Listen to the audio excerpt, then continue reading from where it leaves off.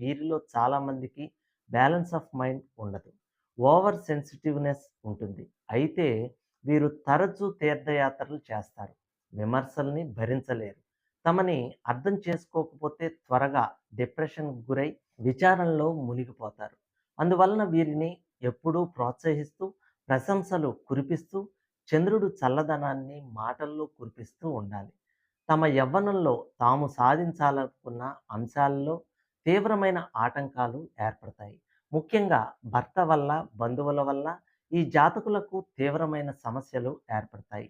ఈ రాశిలో జన్మించిన వారిలో కొందరు వేరే కుటుంబానికి దత్తత వెళ్ళిపోతారు. వీరు చిన్న వయసులో వివాహం చేసుకోరాదు. జీవితంలో ప్రతి స్టేజిలోనూ వీరి స్వభావం మారుతూ ఉంటుంది. కనుక వీరు ఆలస్యంగా చేసుకునే వివాహం సత్ఫలితాన్ని ఇస్తుంది.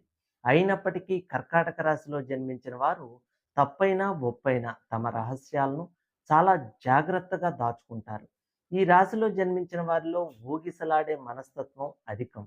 తొందరగా ఒక నిర్ణయం తీసుకోలేరు. ప్రతి విషయము తరచి తరచి ఆలోచిస్తారు. వీరిలో చాలామంది వివాదాస్పదులు.